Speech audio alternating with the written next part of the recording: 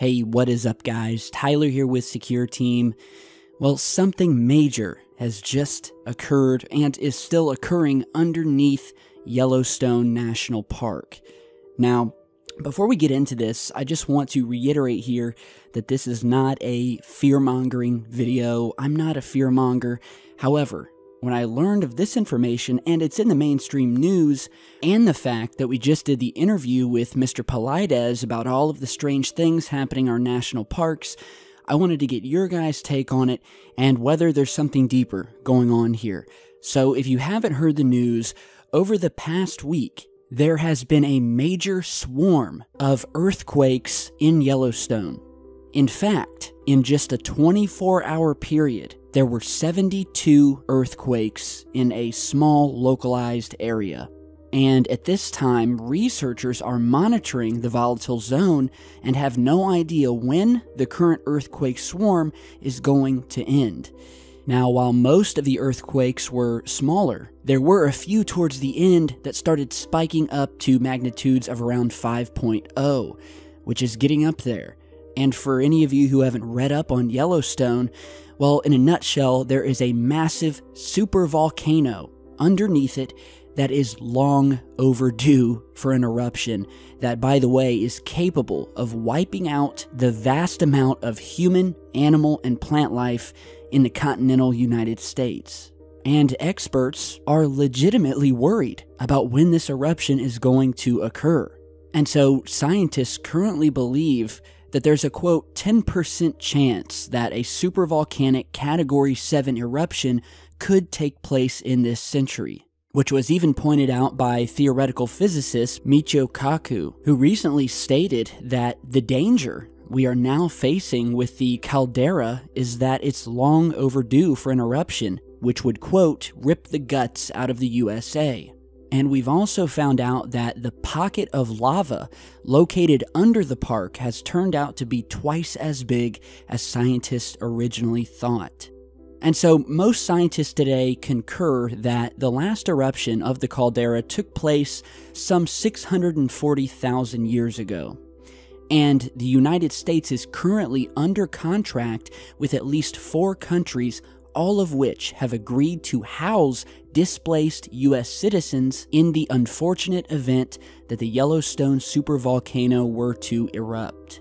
And so with this recent earthquake swarm, well, before it happened, there was sort of a calm before the storm, where seismic activity experienced a downtick and was eerily quiet. And then just a day later, boom, 72 earthquakes within a 24-hour period. They've continued all week, and of course, it's got some people worried, and so we're starting to see news reports about it. Now, of course, most scientists out there are telling us, hey, there's nothing to worry about. There are thousands of earthquakes that occur in Yellowstone every single year, but others, of course, are a little bit more skeptical, with most people highly doubting that if there were such a danger, they would likely much rather not tell us and risk starting widespread panic across the entire country. And, you know, Yellowstone has been shrouded in a strangeness and a mystique of its own. A lot of strange things happen there, and we're talking disappearances, UFO sightings, strange lights, and there's a ton of theories about just what is going on in Yellowstone National Park, particularly the areas that humans are not allowed to go. And we are talking about areas that are more than just roped off from the public, but are heavily guarded by the military in order to ensure nobody enters, almost like they're guarding something. Well, many would say not almost, they are. They're guarding something in there. And of course, there have been talks for years now that there is some sort of highly secret government installation that was built or is continually being built underground in the center of Yellowstone. Now, many people have theorized that a lot of these earthquakes aren't actually coming from this supervolcano and the tectonic plates shifting, but instead are the remnants of massive drills and machinery that are being used underground to dig these massive tunnels and the hollowing out of these massive caverns in order for them to install these deep underground bases. And, that was one of the things that me and Mr. Polides were talking about in the interview, which, by the way, awesome guy. Was so happy to have him on. He's just, he's the type of guy you want to sit down and have a beer with and just chat for hours. He's very good, and I looked at that interview not so much as an interview, but more as an intelligent conversation between two people. Mr. Polides was very courteous and, wanted to get my take on certain things as opposed to just having me ask questions, and I think that definitely made for a much richer interview. And we were talking about some of the things that could be going on in these national parks. Why are all of these people disappearing every single year? Now, of course, Mr. Polides kind of likes to sit back and not speculate, and would rather have us give our ideas. And, like I said in that video, in a lot of these cases, it almost appears as if many of these people are getting caught up in some sort of portal. It's been said it's like they walk into a portal and then they either disappear and are never seen again, or they reappear miles and miles away. In many cases, these are children who will vanish, and if they ever are found, it's at the top of some mountain peak at a 10,000 feet altitude. With a 2-year-old kid, obviously something had to take him there. He had to have gotten there somehow. And so it's been said that the government, through its operation of these secret bases in Yellowstone, are abducting people, or are testing or utilizing some sort of technology that is potentially creating these rifts, or portholes, or dimensions, whatever you want to call them, where people are literally walking into an area of the woods and disappearing. Or they could simply just be snatching these people up and taking them to these deep underground bases. You guys would be amazed, in the United States alone, how many people go missing every single year. The stats will blow your mind. And unfortunately, the data shows that many of these missing cases occur surrounding or within these national parks and forests, including Yellowstone. And speaking of these alleged underground bases, you guys want to see something really creepy? Alright, tell me if this doesn't blow your mind here. What you're seeing is a map that hit the web years ago, which was leaked and purports to show a system of underground bases, military bases, secret bases that shouldn't exist, that are actually linked together by a high-speed rail system. So like an underground subway system, so the people who are living and or working at these installations can hop on one of these underground subway systems and within minutes travel hundreds or thousands of miles to these interconnected bases. And what I've discovered is that when taking this map of these alleged bases, we have no real proof that this map is even real.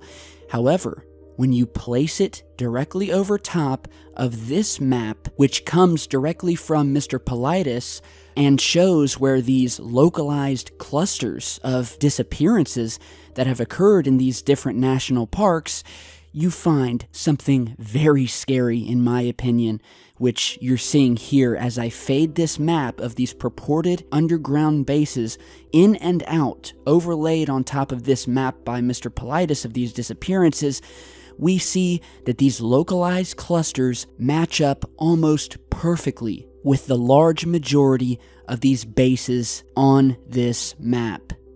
I mean, just look at this. I'll let it play for a couple seconds. And, all speculation aside, tell me that isn't freaky. Call me crazy, but I definitely think there's something to this, and that these underground bases may be playing a much larger role in these strange happenings and disappearances than we previously could have ever thought. So, there really is something eerie going on, and whether this super swarm with these earthquakes has anything to do with what we were just talking about, I don't know. It could be all natural. I can attest, just from the past videos that I've done, there's a lot of stuff that's happened in Yellowstone that cannot be explained. Lights, UFOs, strange sounds. Have you guys heard of something called the Yellowstone Lake music? Well, it continues to be a mystery after almost a century of reports of this really enigmatic sound that thousands of people have reported hearing above Yellowstone Lake. with it happening many instances on clear days and in early mornings. And it's been described as a remarkable celestial sound of an unknown or unexplained origin that, according to those that have heard these sounds, quote, resemble the ringing of telegraph wires or the humming of a swarm of bees, beginning softly in the distance, growing rapidly plainer until directly overhead, and then fading out just as rapidly and in the opposite direction. And these sounds above Yellowstone Lake have been occurring since 1895, when they were first reported. And to this day, there have been countless respected scientists and prominent park figures that have reported hearing the sounds as well. And, it's just one more thing to add to the list of strange stuff happening in this park and in this area. So, hopefully, the supervolcano underneath Yellowstone is not going to blow, at least not while we're alive, right? But it is a bit disconcerting when these things happen, and when they do, I don't like to make videos about them because I don't want to trigger anyone. I don't want to be called a fearmonger. But it is interesting, and I want to report on it because I think it's relevant for you guys to know, especially if any of you were planning on maybe visiting Yellowstone. Maybe give it a little time before you head out there, just to make sure everything's safe. Because again, it's long overdue. We don't know when this thing could erupt. Or, you could find yourself in a situation like those we spoke about with Mr. Polides. So yeah, let me know what you guys think, and thank you for stopping by today. I've got another video in the making.